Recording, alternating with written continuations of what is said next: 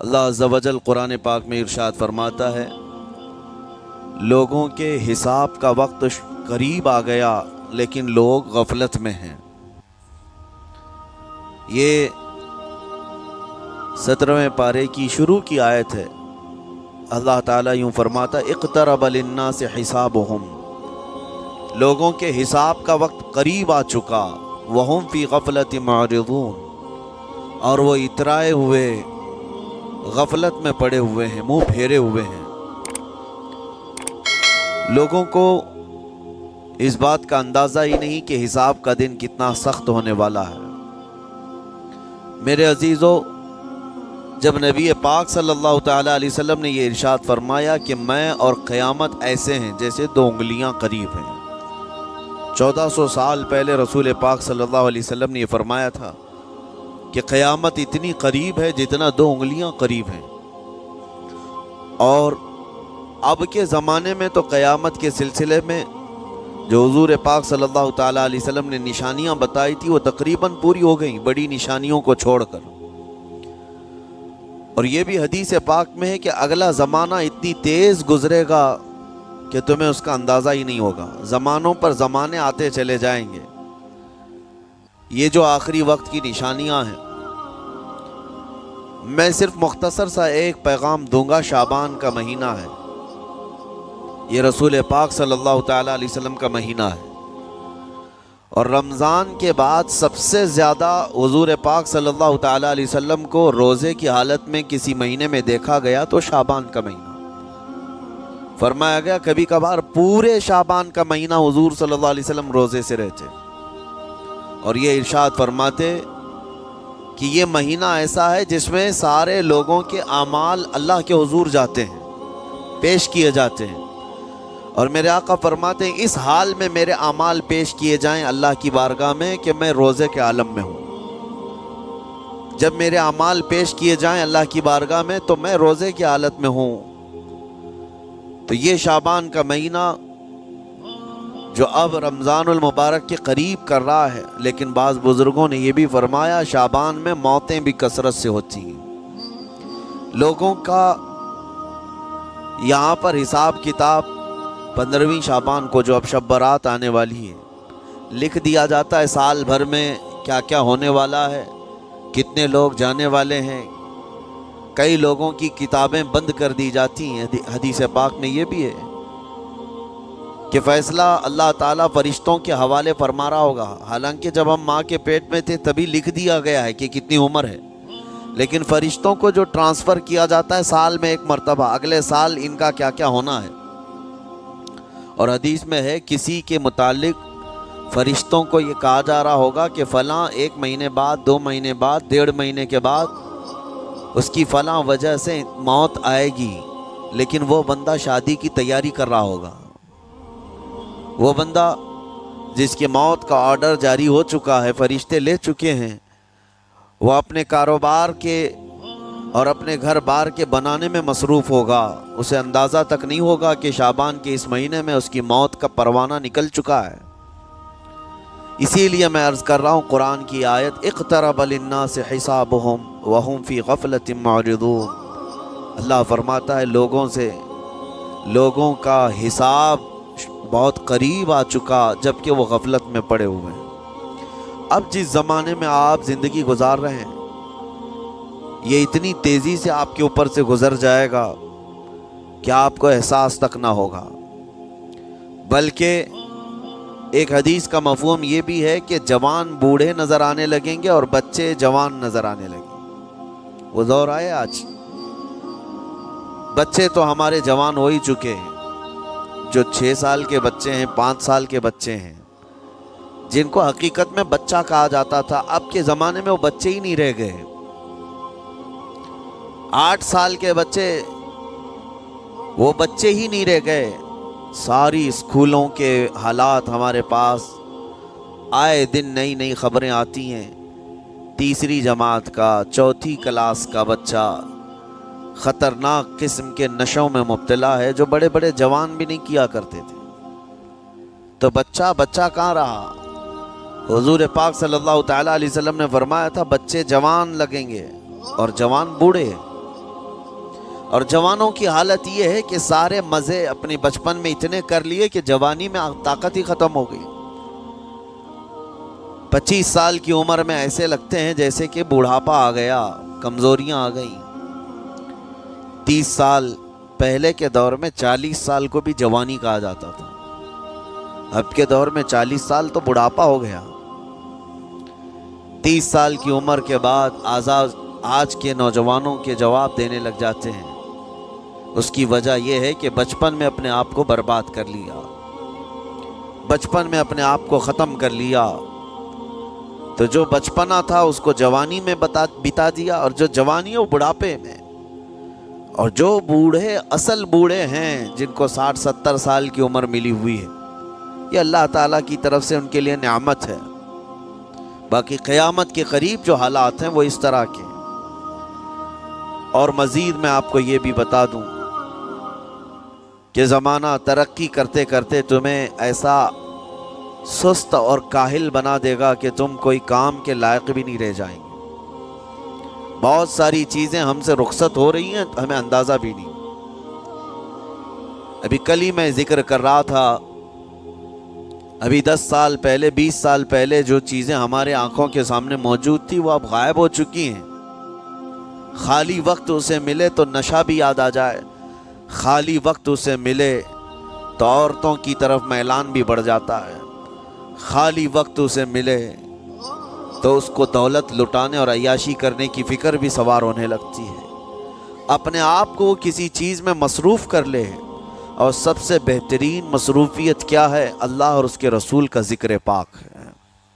یہ سب سے بہترین مصروفیت ہے کہ تم نے اپنے آپ کو اس میں مصروف کر رکھا تو اللہ تعالیٰ دنیا کی تمام مصروفیتوں سے تمہیں آزاد کر دے گا، برائیوں سے آزاد کر دے گا۔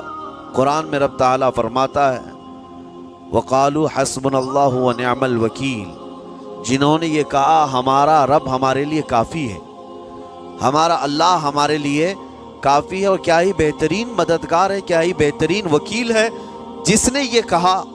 اللہ فرماتا ہے اس کے فوراً بعد آیت آئی فَانْقَلَبُوا بِنِعْمَةٍ مِّنَ اللَّهِ وَفَضْلٍ لَمْ يَمْسَسْهُمْ سُوءٌ، اللہ ان لوگوں کو اپنی خاص نعمتوں میں لے جائے گا، ایسی جگہ جہاں کوئی برائی انہیں چھو بھی نہ سکے گی۔ جنہوں نے اللہ کی بارگاہ میں یہ کہا حسبنا اللہ ونعم الوکیل، آگے بھی ہے دوسری آیت ہے نعم المولا ونعم النصیر، جس نے یہ کہا اللہ فرماتا ہے ان بندوں کو اللہ اپنی خاص نعمتوں میں لے جائے گا اور فضل میں لے جائے گا، ایسی جگہ لم یمسسہم سوء، جہاں انہیں کوئی برائی چھو بھی نہ سکے گی، کوئی برائی نہ آ سکے گی۔ اسی لیے کثرت سے اپنے آپ کو مصروف رکھو۔ یہ جو محافل ہماری ہو رہی ہیں اللہ کرے کہ ہمیشہ قائم رہے۔ ہم ہفتے میں 1 مرتبہ ذکر کی مجلس میں آتے ہیں اپنے دل کو اللہ تعالیٰ کی یاد سے معمور کرنے کے لیے۔ ویسے کھانا تو دن میں 3 مرتبہ اور کوئی تو 5 مرتبہ کھاتے ہیں۔ اپنے جسم کا بھرپور خیال رکھا جاتا ہے، ہماری روح کے خیال کے لیے ان مجلسوں میں آنا ضروری ہے۔ یہ مجلسوں کی پابندیاں، اور اگر آپ اس کو ہی یہ سمجھ کر نہ چلیں کہ ہم نے ایک بار ہفتے میں ذکر کر لیا تو اب کافی ہے۔ ہماری گاڑی بھی جو ہے پیٹرول بار بار مانگتی ہے، اس کو جس طرح سے چلاتے ہیں اس طرح سے اس کی خواہش بھی ہے۔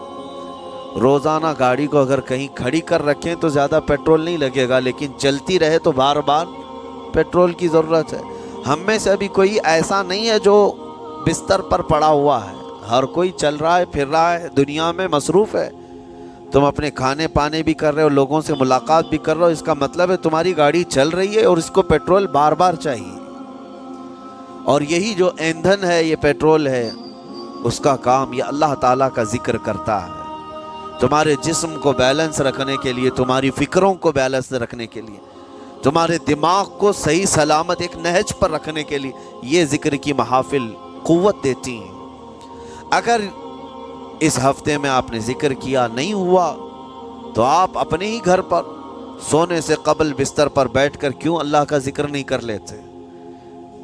5 منٹ 10 منٹ اس مولا کو پکار کر کے سونے میں کیا حرج ہے؟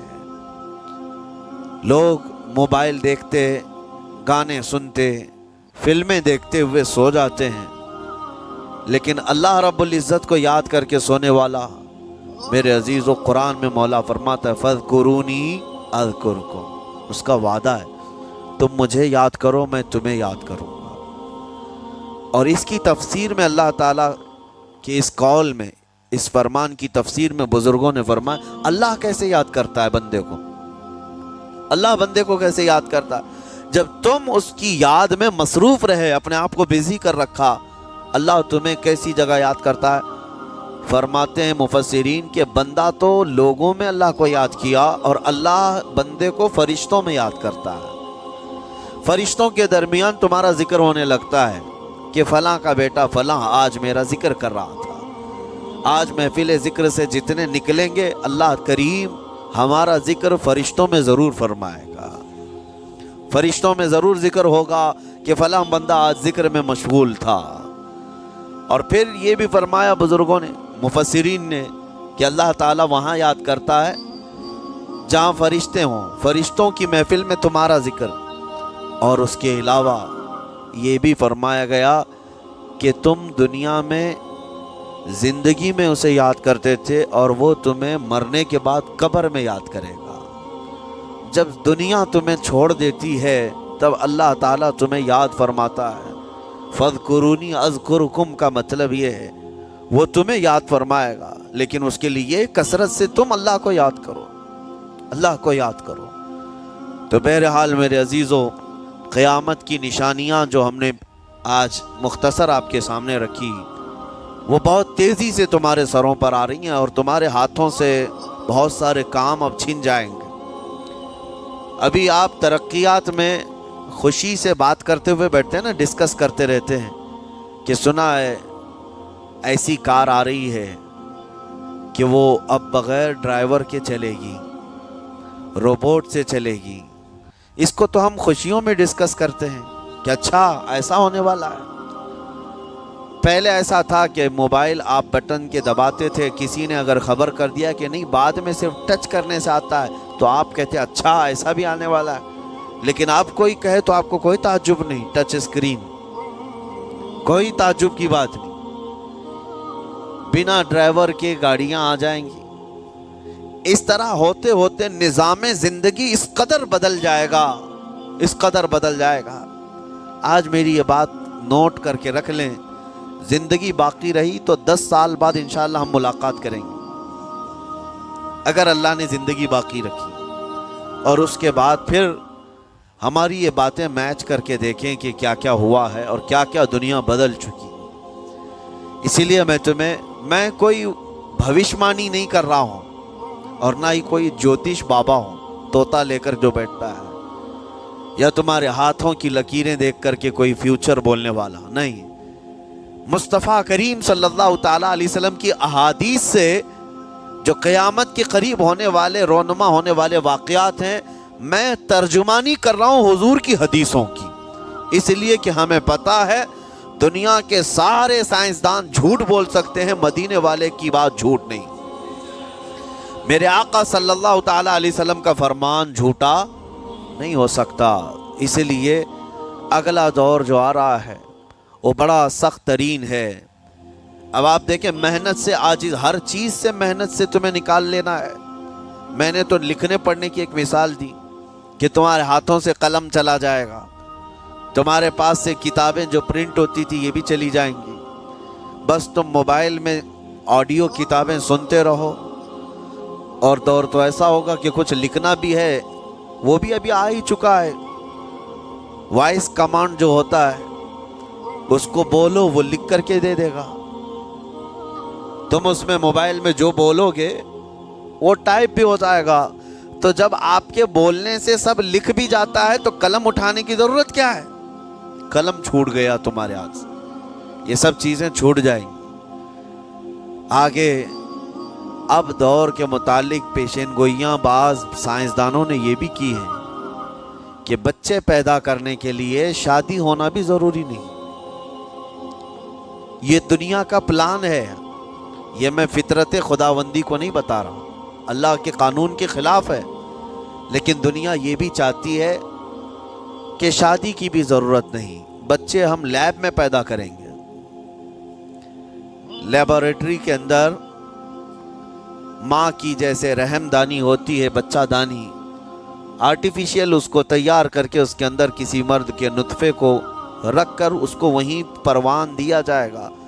نہ کسی یہ شادی کی ضرورت ہے، نہ کوئی عقد، نہ کوئی ایگریمنٹ، کچھ نہیں۔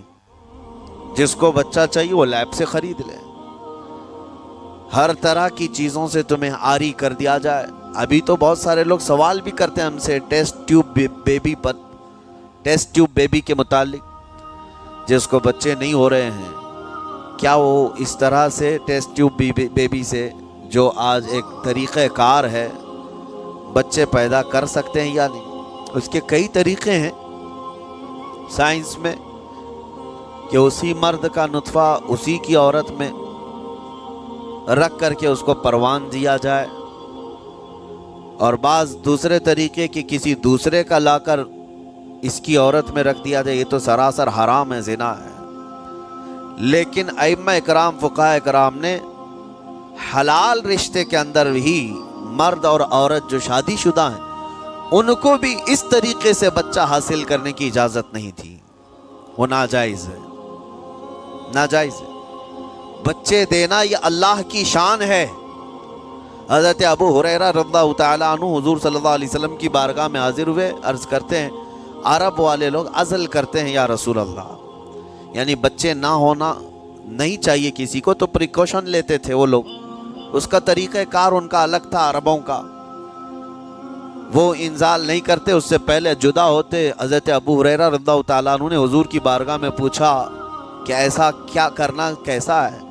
نبی پاک صلی اللہ تعالیٰ علیہ وسلم نے ارشاد فرمایا اگر رب تبارک و تعالیٰ چاہے تو بھی بچے عطا کرے گا، کوئی عزل کر لے الگ ہو جائے، اگر مولا کو دینا ہو تو اس حال میں بھی اللہ تعالیٰ بچے عطا کرے گا، جو مولا بغیر باپ کے عیسیٰ پیدا فرماتا ہو۔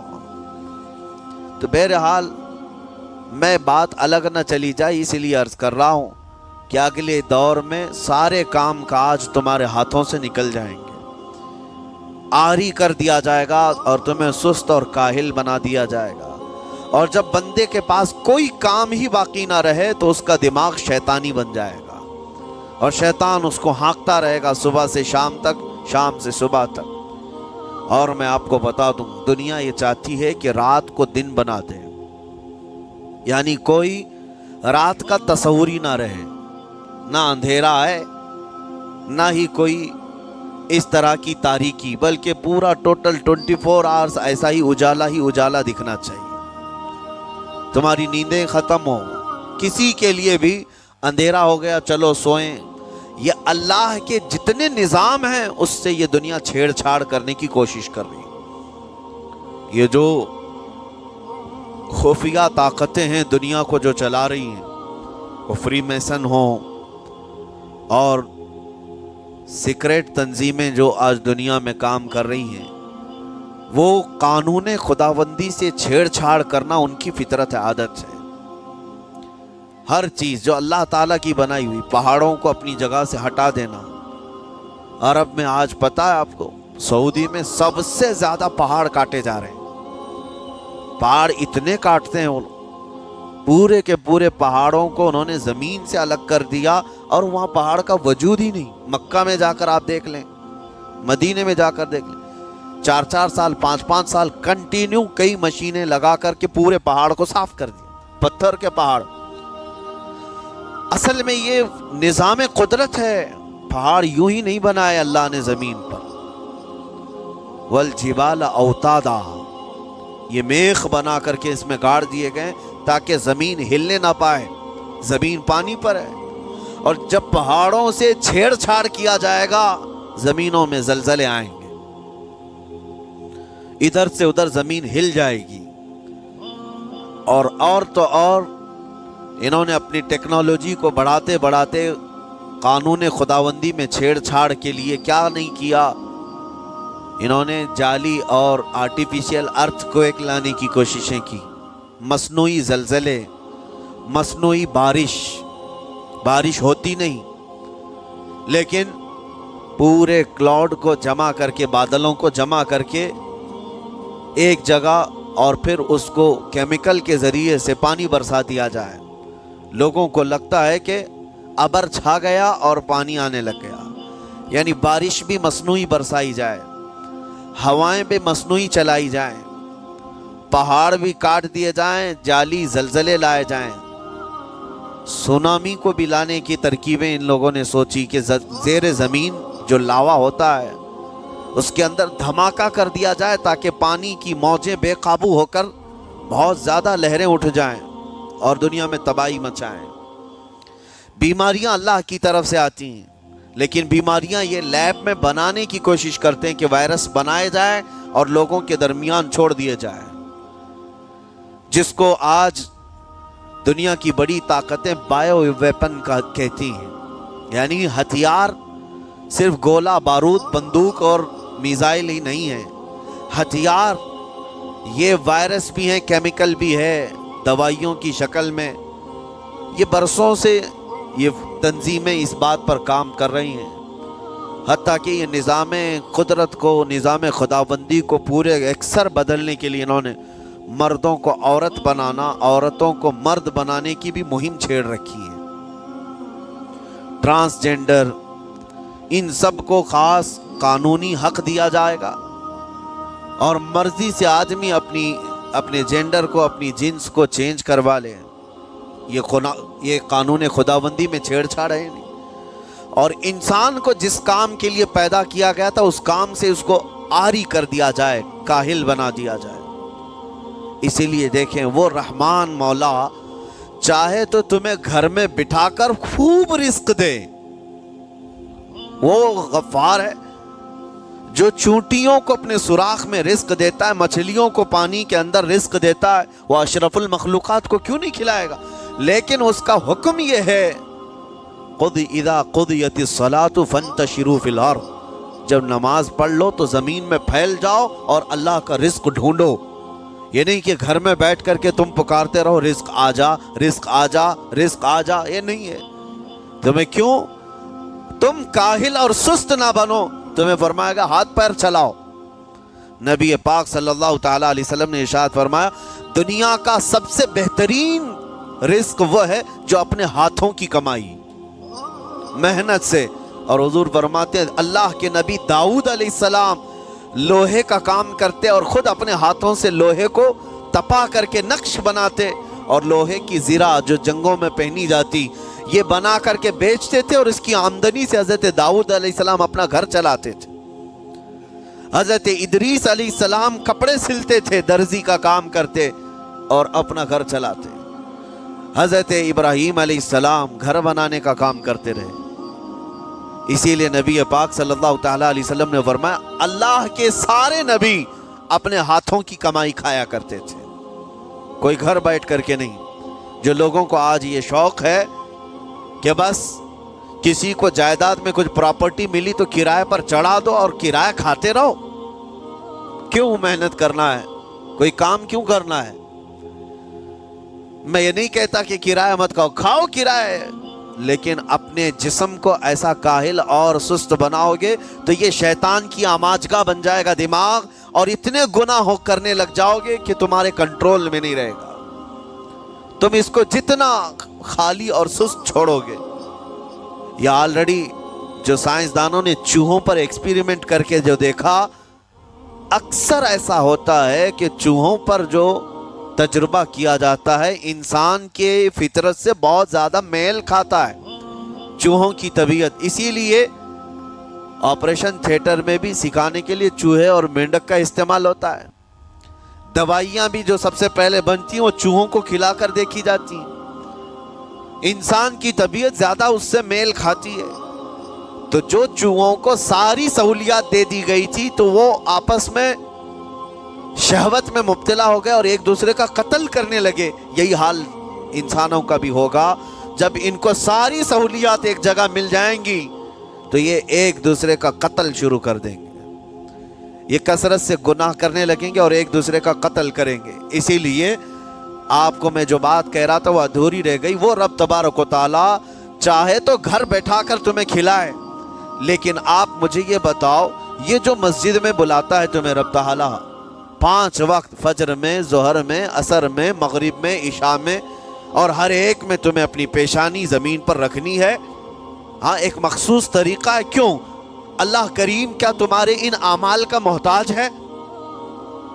محتاج ہے رب تعالیٰ کہ تم جتنے سجدے کرو گے اس کا پاور بڑھے گا، اس کی طاقت بڑھے گی، تمہاری عبادتوں سے اس کے خزانے بڑھیں گے؟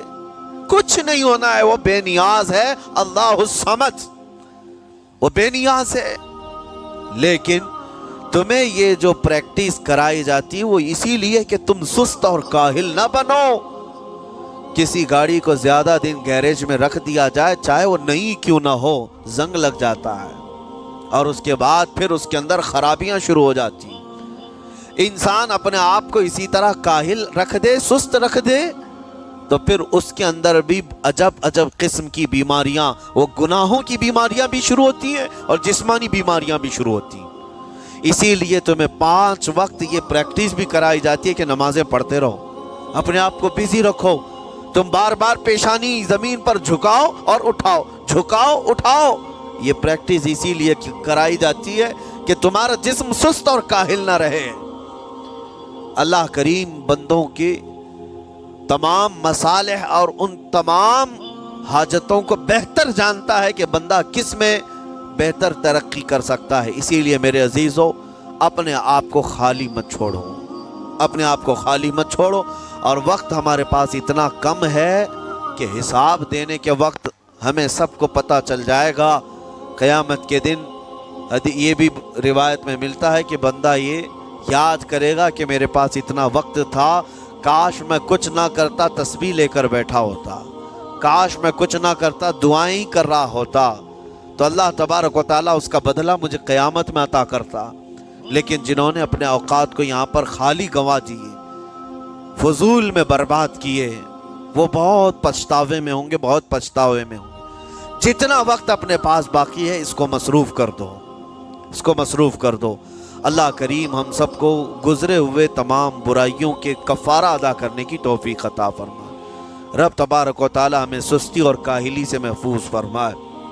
میں آپ کو اس لیے بھی ایکٹیو کر رہا ہوں کہ اپنے آپ کو اتنا پابند کر لو کہ رمضان آنے والا ہے اور اس میں عبادتیں زیادہ ہوں گی۔ کیوں؟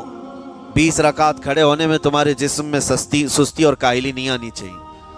ہاں ایک دن تراویح میں جوش میں آیا اور دوسرے دن افطاری کر کے خراٹے لینے لگ گیا، کھا کر کے پورا سو گیا، اور اس کے بعد پھر پتہ چلا سیدھے شب قدر میں آیا ہے۔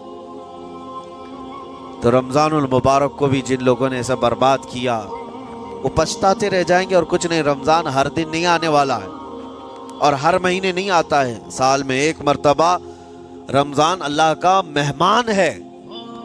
اس کے آنے سے پہلے اس کی آنے کی تیاریاں بھی کر لو، اپنے جسم کو ابھی سے اتنی عادت ڈالو، بلکہ جسم کو نہ صحیح لیکن دماغ کو اتنا بنا لو کہ مجھے یہ کرنا ہی ہے۔ یہ رمضان آئے گا تو میں ختم قرآن ضرور کروں گا، یہ رمضان آئے گا تو تراویح کی 1 رکعت بھی میری مس نہیں ہوگی، یہ رمضان آئے گا تو پورا قرآن میں تراویح میں ضرور سنوں گا، یہ رمضان آئے گا پورے رمضان میں ہر دن میں نبی پاک صلی اللہ علیہ وسلم پر 100 بار درود ضرور پڑھوں گا۔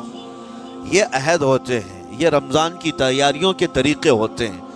قرآن پاک پورا ختم کریں گے انشاءاللہ۔